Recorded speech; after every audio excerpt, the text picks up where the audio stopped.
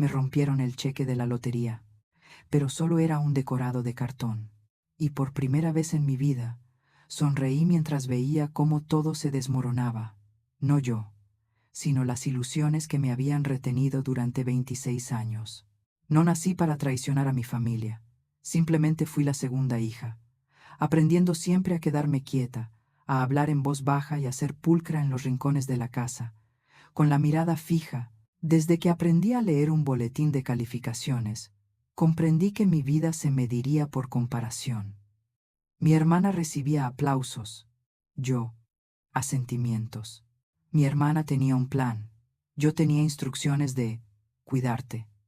Nadie se daba cuenta de que cada instrucción era una sentencia. Ocúpate de tu propia matrícula, tu propia comida y alojamiento, tu propio sueño, tus propias emociones, al ver las fotos de mi hermana sonriendo radiante entre la montaña de regalos. Hay 3 cuchillos que me han afilado hasta convertirme en la persona que soy hoy. El primer cuchillo, la injusticia de la infancia, las largas cenas donde la conversación siempre comenzaba con mi hermana y terminaba con no me molestes. Las fiestas donde aprendí a fingir alegría con las tarjetas mientras miraba las cajas de regalos que mi hermana había alineado en la pared. Creía que no necesitaba que nadie me viera. La verdad es que simplemente aprendí a respirar en la oscuridad. El segundo cuchillo. El valor se negocia con dinero. Presenté un plan de 20 páginas para solicitar un préstamo de $3 y así iniciar la consultoría de ingeniería en la que había estado trabajando discretamente durante más de un año. La respuesta fue un rotundo no, tan rápido como una puerta que se cierra frente a mí.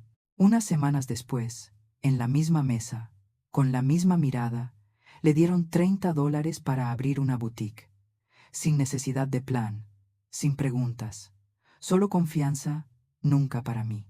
Ese día comprendí que un muro no necesita ladrillos. Basta con suficientes no para construir un muro entre padres e hijos. El tercer cuchillo. La propiedad de mi vida. Compraba boletos de lotería como si fueran 30 segundos de esperanza cada semana. Una esperanza más barata que un café, pero suficiente para mantenerme con vida. Hasta esa noche, los 6 números se alinearon, y de repente, la esperanza cobró forma, equilibrio, fecha límite. Hice todo lo que decía el libro. Firmé el reverso, me tomé una foto, me reuní con un asesor financiero, guardé silencio, guardé secretos, me guardé la verdad. Podría haberme ido de esa casa sin pedir permiso, pero les devolví el cheque grande para que lo vieran.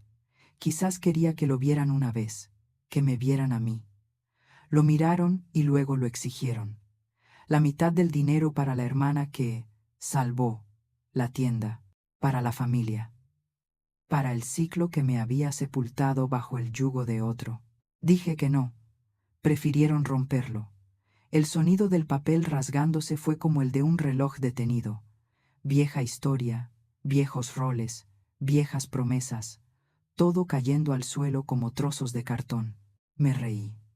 No por malicia, porque, por primera vez, la balanza se inclinaba a favor de la verdad. Ya no necesitaba la aprobación de los demás para vivir como quería. Acabas de abrir el cartón, dije, y puse sobre la mesa el correo de confirmación, la fecha del depósito, mi firma, una firma que nadie me había enseñado, que había aprendido en soledad.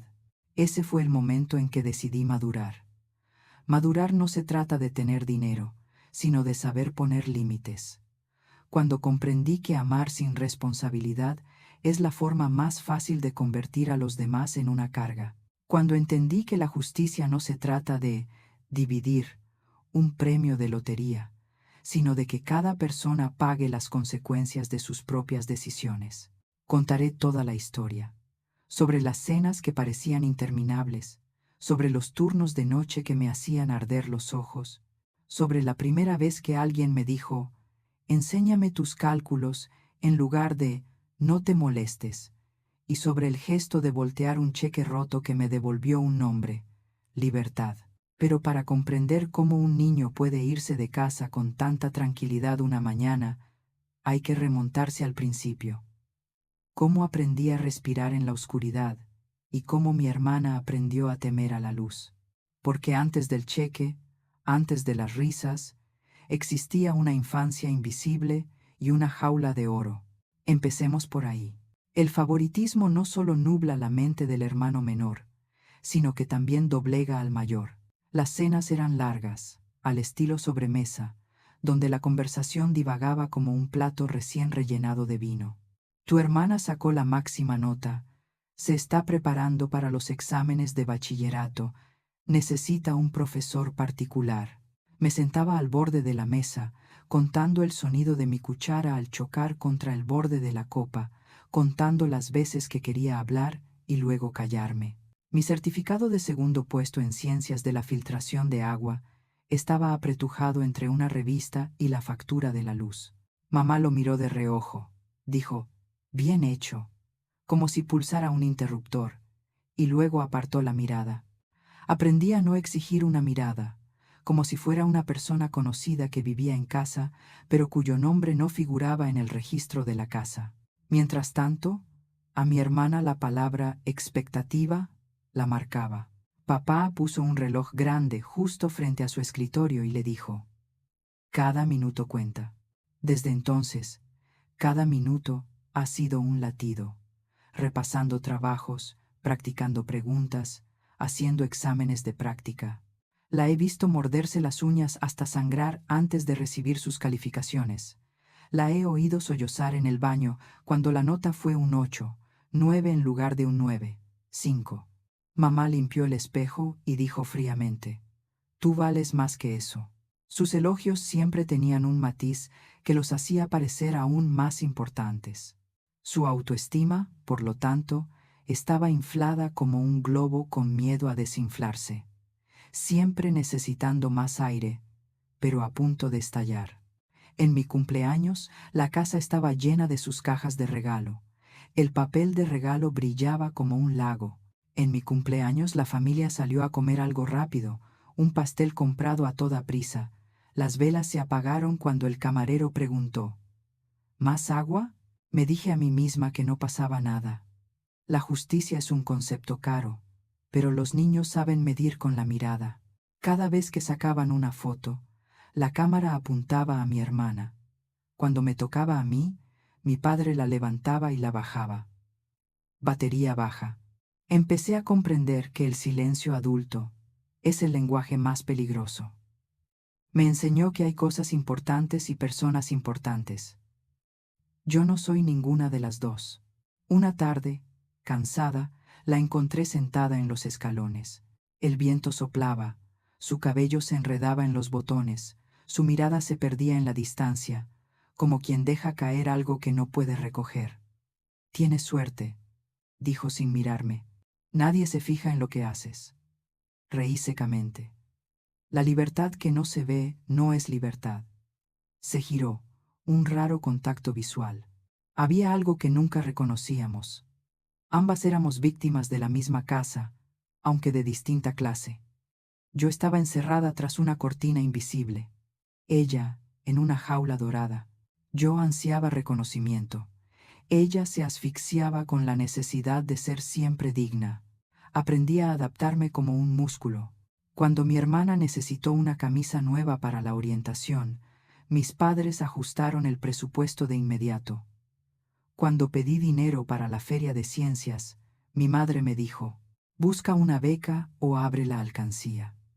Así que la vacié, ahorrando hasta el último centavo, sabiendo que tendría que pagarlo todo yo misma. Mi hermana se acostumbró a la ventana abierta. Yo me acostumbré a la puerta cerrada con llave y aprendí a forzarla.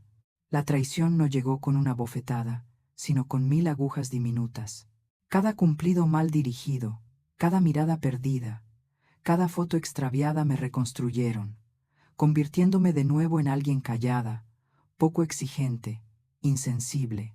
Pero en el silencio algo más creció: la disciplina. Comencé a llevar un registro meticuloso, desde el tiempo de estudio hasta las calificaciones, desde los pasos para los exámenes hasta el costo de los materiales.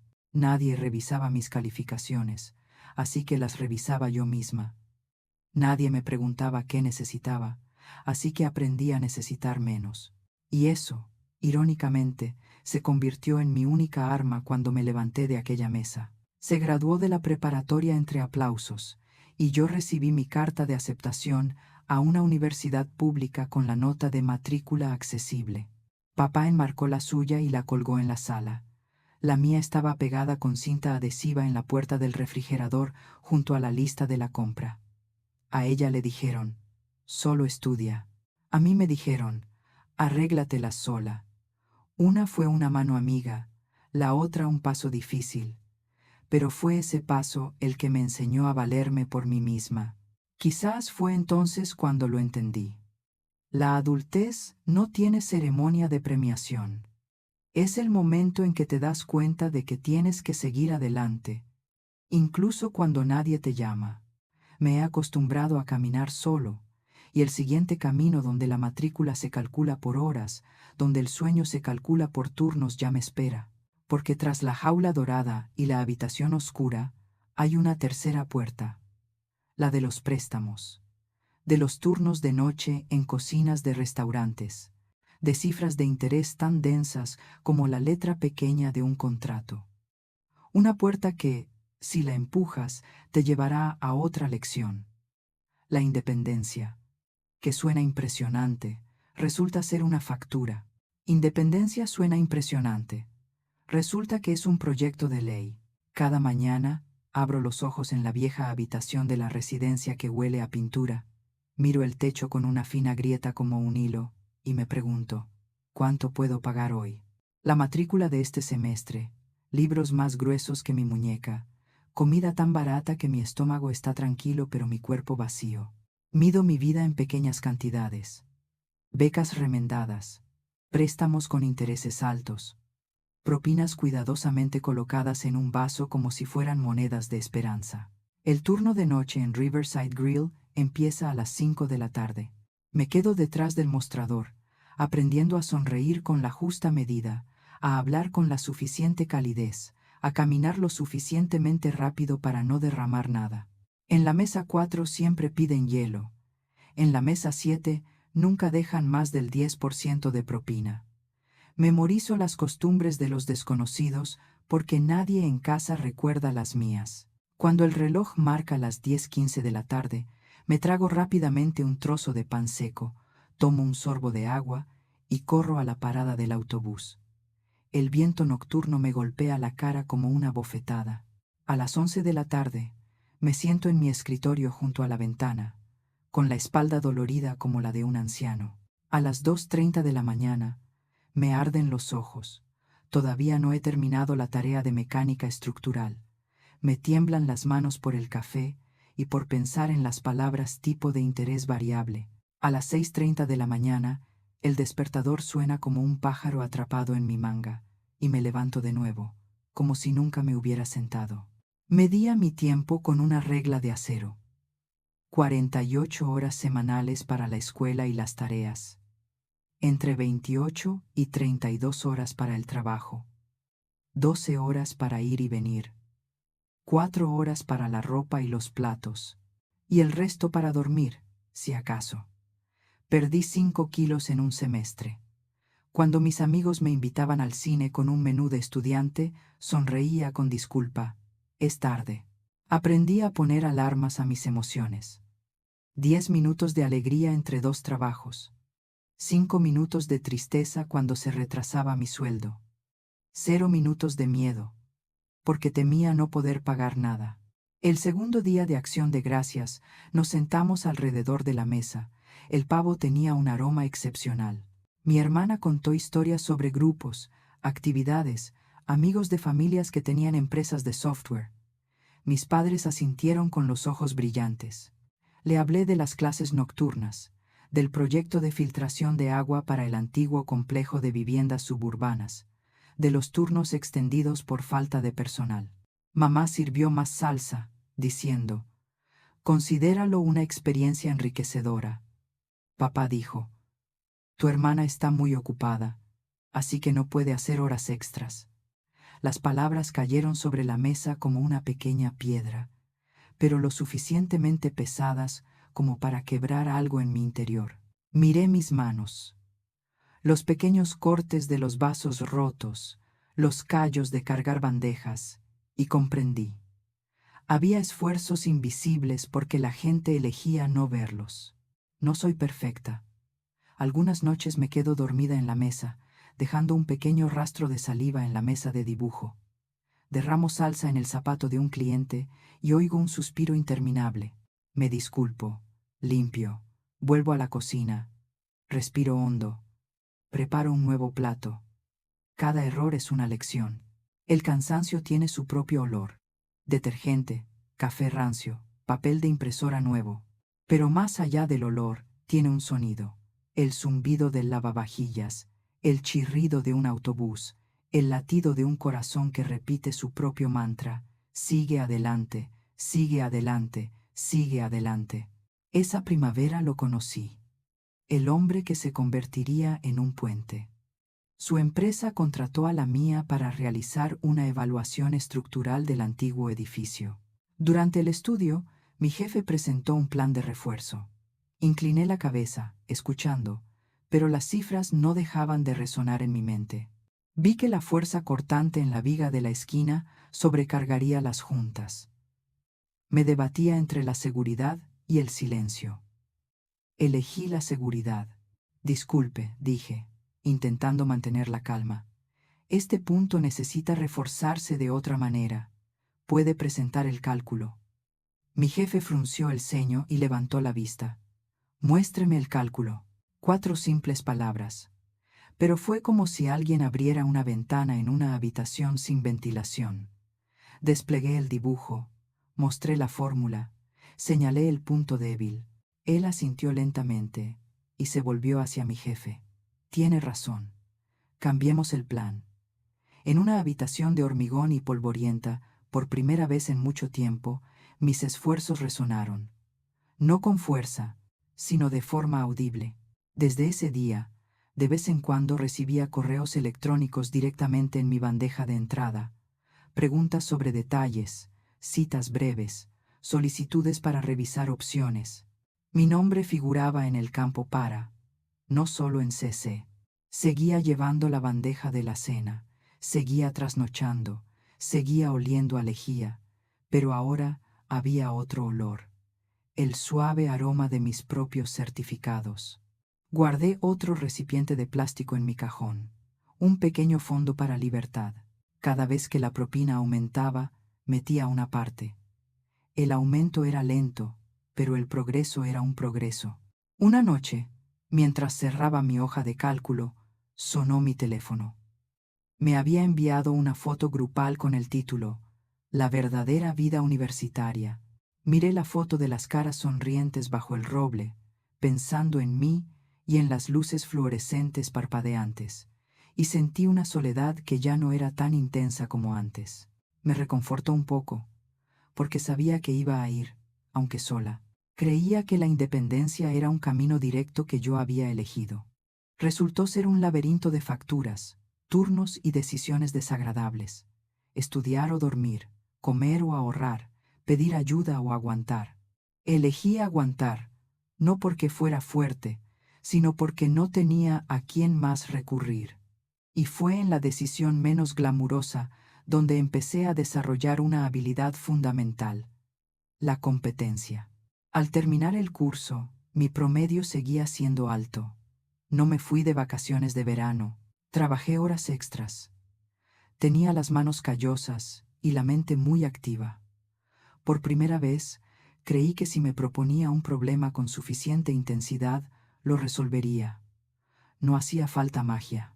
Pero la vida rara vez te deja en paz después de una lección. Regresé a casa con un plan de 20 páginas y un pequeño sueño. Pedir $3,000, no por caridad, sino por confianza.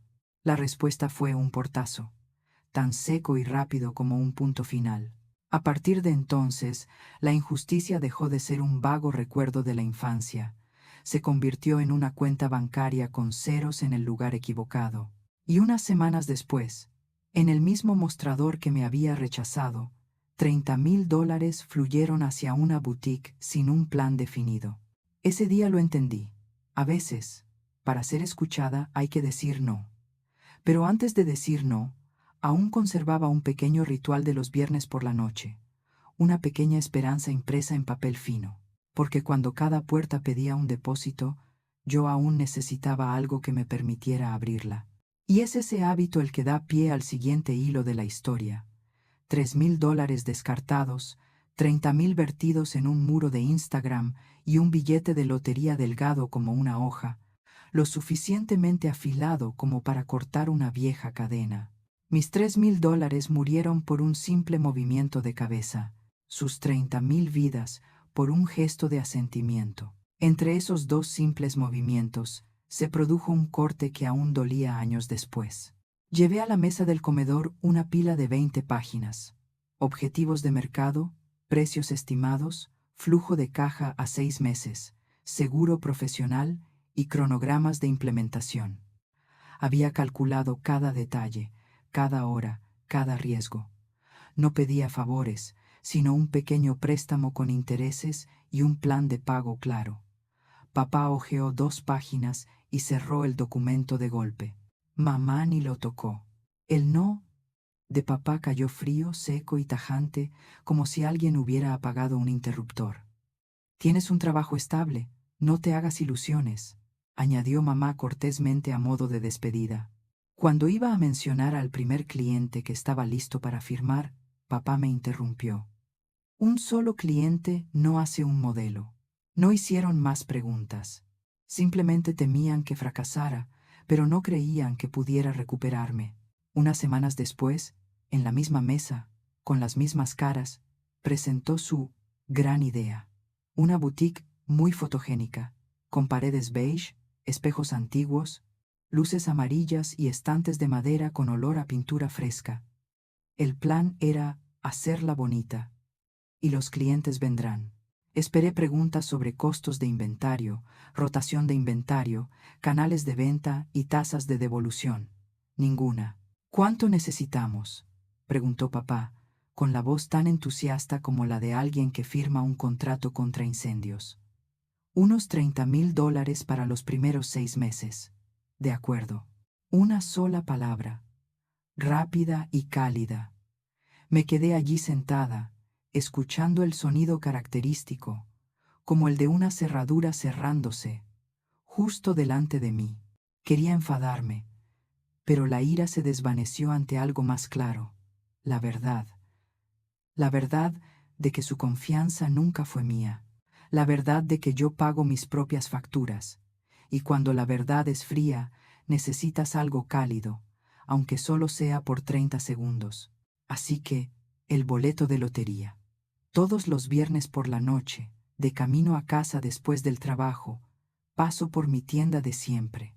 $5, $10, una pequeña cantidad que me recuerda que aún se puede soñar. Elijo rápido, lo doblo y lo guardo en mi cartera. Esperanza barata, pero es lo único que nadie me puede negar. No pido milagros. Solo compro 30 segundos de silencio, donde nadie interrumpe, donde el futuro no se pesa frente a los demás. La boutique abrió sus puertas. Estaba repleta de fotos, espejos grandes, flores secas, vestidos de seda vaporosos, perchas de hierro forjado. Ella sonreía bajo las luces amarillas, con el pie de foto. Los sueños se hacen realidad. El primer día estuvo abarrotada de clientes, amigos y conocidos. La segunda semana hubo menos gente. La tercera semana, un envío llegó tarde y otro era de la talla equivocada. El balance del primer mes, pérdidas. Los padres lo compensaron. El segundo mes, pérdidas. Los padres ahorraron. Pasé por delante de la tienda camino de la obra, y las luces amarillas parecían cada vez más humo. Una noche, sentados a la mesa, mi padre me dijo: «Deja de jugar a la lotería». Su voz cargaba de responsabilidad. «Es solo un impuesto para quienes no saben calcular». Mi madre dijo: «Todos los meses metes dinero en tu hucha, ¿no es bueno?». Levanté la vista y vi a 2 personas que habían cambiado, $30,000 por una pared preciosa y una cuenta en números rojos. Quise reír, pero solo sentí un sabor metálico en la garganta. Yo gasté $10 para comprar mi propia esperanza, dije lentamente. Y vosotros, con vuestros padres, gastasteis 30,000 para comprar la imagen de mi hermana. Nadie respondió. El cuchillo y la tabla de cortar golpeaban suavemente sobre la tabla, como una medida paciente. Su tienda empezó a oler a pánico. Mensajes de texto pidiendo aplazamientos del alquiler, correos electrónicos sobre devoluciones de artículos sin leer, anuncios sin clics. Me escribió: ¿puedes compartir mi publicación? La compartí. No porque creyera en ella, sino porque necesitaba comprobar si el esfuerzo podía cambiar mi mentalidad. No lo logró. 2 meses más, gastando de más. Mis padres volvieron a abrir la caja fuerte. En medio de esos días de sanación, lo conocí. Aquel que una vez me dijo: a ver tus cuentas. Me preguntó con naturalidad: ¿has dormido bien últimamente? Negué con la cabeza, con ganas de contárselo todo. El no del préstamo, el sí de la boutique, los boletos de lotería que me caían como un rayo cada semana. Me escuchó, tranquilo como la orilla de un río. Todos necesitamos algo en qué creer, dijo. Algunos creen en Dios, otros en sí mismos, otros en un boleto premiado. Lo que importa es en qué crees al despertar. Esa frase se me quedó grabada como un peldaño. Entonces un día se asustó mucho. Se paró frente al espejo de cuerpo entero, sin que el maquillaje disimulara las ojeras, y dijo: si tuviera más dinero, podría arreglarlo. Mis padres se volvieron hacia mí, con la pregunta ya formulada, la respuesta reflejada en sus ojos. La familia debe permanecer unida. Los miré y lo vi todo de nuevo. El plan de 20 páginas, el no que cerraba la puerta, la firma de $30,000, el boleto de lotería de $10. No, dije, una sola palabra, impecable, fría, como ellos me trataron a mí. No por venganza, sino porque por primera vez me elegí a mí misma. Esa noche volví a la ventanilla de la lotería. $10 más, pero me temblaban menos las manos. Ya no compraba para evadirme con ilusiones. Compraba para recordar que mi esperanza tenía 2 pilares. Uno era la habilidad, el otro, los límites. El trozo de papel en mi cartera era como un talismán. Si al día siguiente volvía a ser turno de noche y el autobús se retrasaba, me levantaría igual. Y entonces, una noche, 6 números se alinearon. Tan tranquilamente pensé que estaba alucinando. Firmé el reverso, le saqué una foto y se la envié por correo electrónico a mi abogado y a mi asesor financiero. Me quedé tan callada como un río. No llamé a nadie. Solo escuchaba mi propia respiración. Tranquila, profunda, ya sin olor a lejía. Pero todo silencio se pone a prueba algún día. Traje a casa algo que podían ver. Un cheque gigante de cartón, un accesorio de la ceremonia de premios. Lo coloqué sobre la mesa como un espejo de la historia. Lo miraron y luego exigieron que lo partiera por la mitad para salvar la boutique. Cuando dije que no, se desató una tormenta. Y en el ojo del huracán, lo supe. Esto ya no se trataba de $10 a la semana. Esta era la prueba definitiva de mi propia vida. Lo que sigue es el momento en que el cartón se partió por la mitad, la risa que brotó de mi garganta, y cómo un simple y rotundo no cambió el rumbo de nuestra familia. Porque mi justicia no reside en el cheque, sino en la verdad.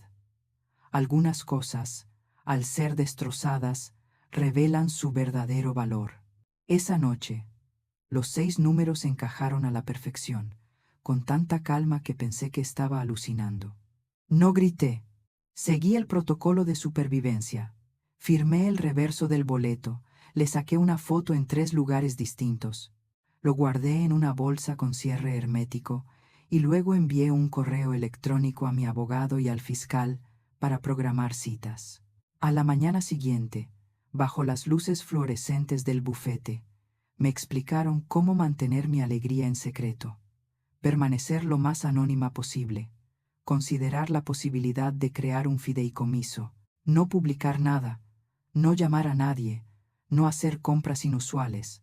Asentí. Por primera vez en mi vida, mi secreto contaba con la protección de un profesional. Al optar por recibirlo en un solo pago, la cantidad después de impuestos se redujo a casi 2 millones. Lo dividimos claramente. El 50% a una cuenta segura, el 25% a un fondo de emergencia a largo plazo, y el 25% restante como capital de trabajo para la consultoría que había estado realizando discretamente durante el último año. Por primera vez, mi futuro tenía una cifra concreta. Pero aún así me llevé a casa el cheque gigante, un atrezo de cartón para las fotos publicitarias. Quizá fui débil, deseando que me vieran, aunque solo fuera una vez. El cartón sobre la mesa del comedor era como un espejo que reflejaba muchos años atrás. Lo miraron con los ojos brillantes. «Qué bien, cariño». Mamá respiró hondo, recuperando la compostura de administradora de fincas. «Tenemos que pensar en toda la familia». Papá fue más directo. «Dale la mitad a tu hermana, salva la boutique y salgamos adelante juntos». Juntos sonaba tan pesado como una cadena. No. Una sola palabra, corta como un cuchillo, pero la sentí resonar en mis huesos. Mamá frunció el ceño. «No seas egoísta. La familia es para compartir». Papá gruñó. «Si no compartes, te vas de esta casa». Mi hermana lloró en voz baja. «No entiendes la presión que siento.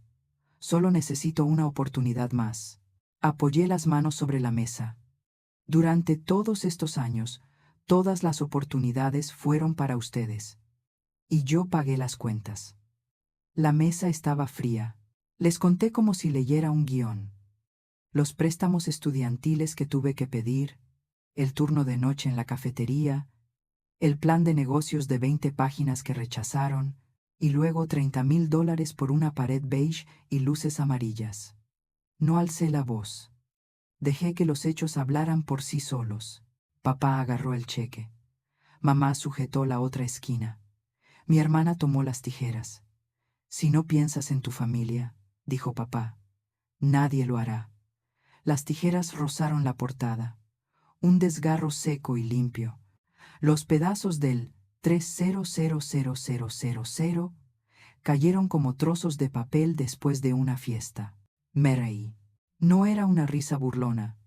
Era una risa como la de alguien que acaba de superar una convulsión y sabe que está vivo. «Acabamos de abrir el cartón», dije lentamente, extendiendo mi teléfono. «Correo de confirmación, calendario de transferencias, firma de la lotería, número de caso. El dinero de verdad está aquí, y en el banco». Se les fue el color del rostro como si alguien corriera una cortina. Dejó caer las tijeras. Golpearon la mesa con un pequeño y real sonido. «Nos engañaste», susurró mamá. No negué con la cabeza. Simplemente los dejé expresarse. Los miré uno por uno. Al hombre que amenazó con echarme de casa, a la mujer que decía que sus exigencias eran amor, y a la hermana que creía que era responsabilidad de otro salvarla. Hoy pongo límites. Papá golpeó la mesa con la mano. «Fuera de casa». Mamá susurró. «Te arrepentirás». Hermana sollozó. «No abandones a tu familia». Me dejaron cuando tenía 18, dije. Solo que yo me quedo callada. Me puse de pie. Ya no temblaba. «Me voy esta tarde. De ahora en adelante, pago mi propio alquiler. También pagaré por mis decisiones. Y todos los demás también». Subí mi mochila a mi habitación. Recogí mis archivos, mi portátil, algo de ropa y un viejo plan de negocios. En el espejo, mis ojos estaban rojos pero fijos. Ya no era la niña que estaba fuera del encuadre. Era yo quien sostenía la cámara. Bajé del coche y me detuve en la puerta. «Espero que todos estén bien», dije. No era un saludo, sino una despedida. Abrí la puerta. El aire en el porche era fresco como el agua. Al cerrarse la puerta tras de mí, sentí un alivio inmenso, como si se rompiera la última amarra y el barco finalmente se soltara. Le envié un mensaje a mi abogado para confirmar la fecha del desembolso, llamé a mi asesor financiero para ultimar mi plan fiscal y abrí la aplicación para ver el apartamento que había reservado. Esa noche dormí en un hotel barato, con una cama limpia y un ambiente tranquilo, con un acento inconfundible. Por primera vez no soñé con la mesa del comedor. A la mañana siguiente me llamó el hombre que me había dicho: «Enséñame tus cálculos». «¿Estás listo para el siguiente paso?», preguntó. Miré mis manos, los callos, los viejos cortes y supe la respuesta. Sí, pero la libertad no es gratis. Hay una nueva factura por delante. Flujo de caja, clientes, errores profesionales y la soledad de tener, por fin, el control absoluto de tu vida. De eso hablaré más adelante. La calma, el verdadero desafío. Y la recompensa no es el dinero, sino la capacidad de mantenerte firme cuando nadie te apoya. Porque después de un oportuno no, llega el momento de decirte sí a ti mismo. La libertad no es un pájaro. Es una factura que llega regularmente el día 15 y el último día del mes. Mi nuevo apartamento era pequeño pero ventilado.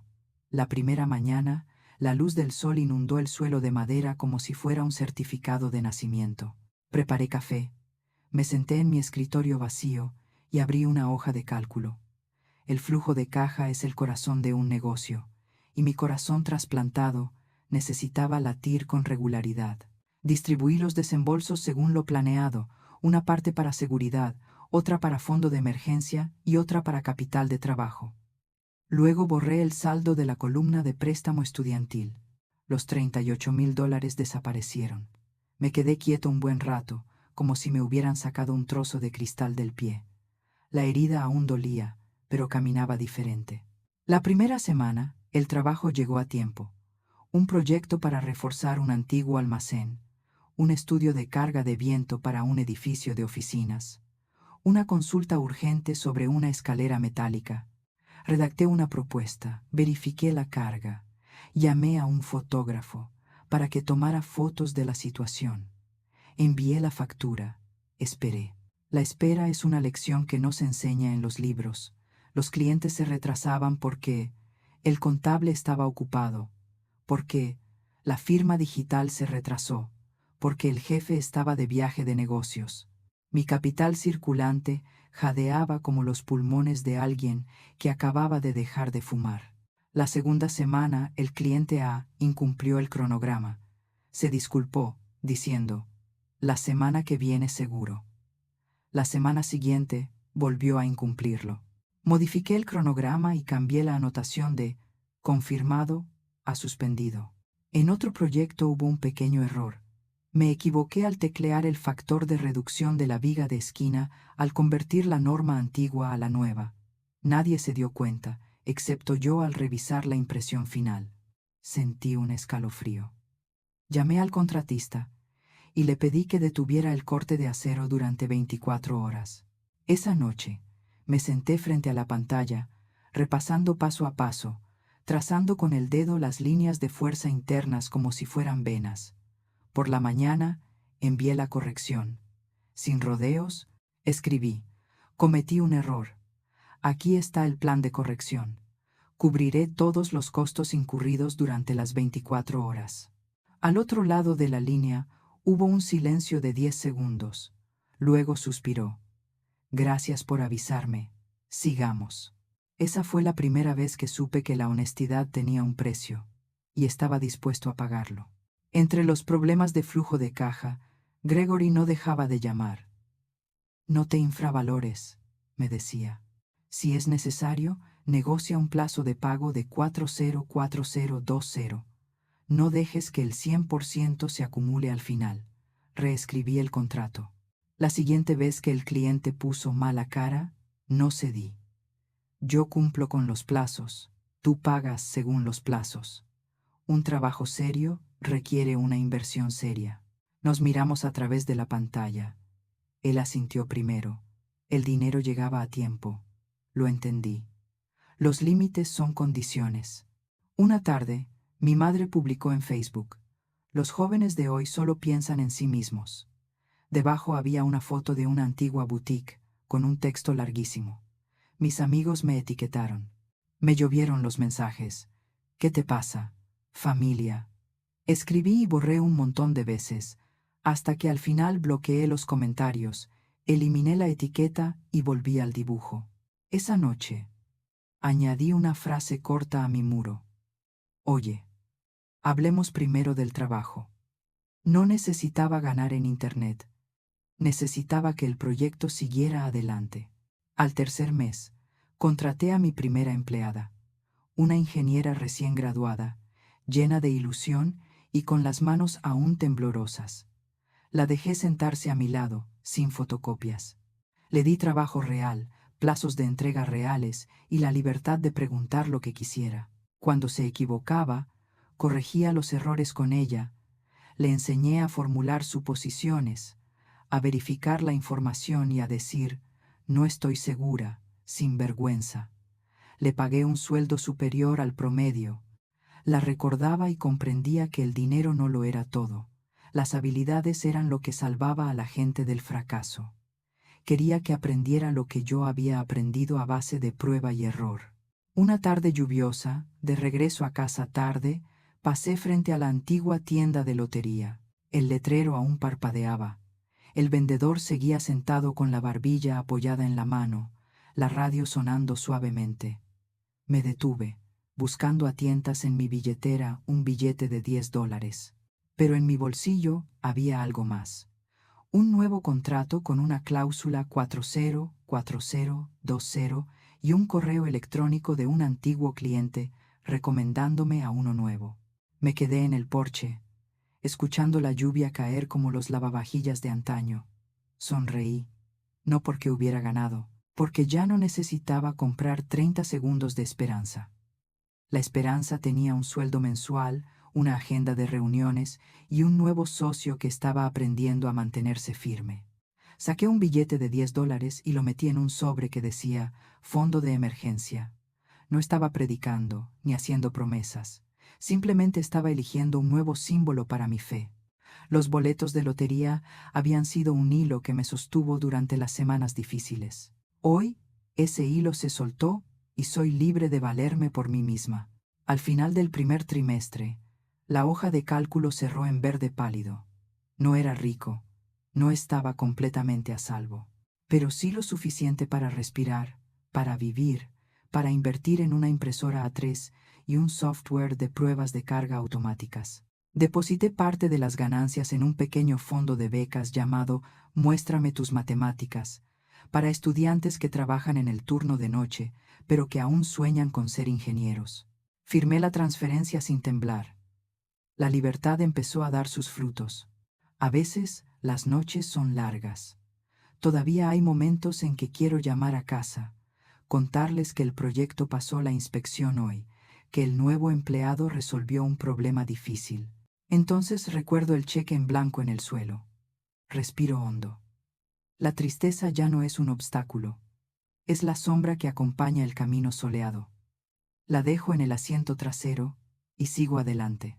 A la mañana siguiente me levanté temprano, imprimí mi calendario semanal y escribí 3 líneas en la esquina de mi pizarra. Límites, habilidades, perseverancia. Tomé el teléfono y llamé a Gregory. Estoy listo para ampliar un proyecto de estructuras ligeras. Sonrió. Bien. La próxima vez, deja que tu equipo presente. Asentí, aceptando dar un paso atrás para que el equipo pudiera avanzar. Es una libertad impuesta. Ya no solo rindes cuentas a ti mismo. Y así, mi historia cierra el círculo. Del billete endeble al sobre del fondo de emergencia. Del miedo a equivocarme al correo electrónico de disculpa. De la ilusión de una distribución equitativa a los términos acordados. Mi recompensa no tuvo fuegos artificiales. Fue una ventana abierta de par en par, la pluma firme firmando un contrato, una persona joven sentada a mi lado aprendiendo a decir: no entiendo, déjame revisar las cuentas. El resto lo dedico a trabajar en silencio, construir más edificios, pagar a tiempo, devolver el favor a quien lo merece. Y si me preguntan qué he aprendido, diré: la libertad no es gratis, pero cuando pagas el precio, te devuelve lo único que nadie te puede arrebatar: la paz interior.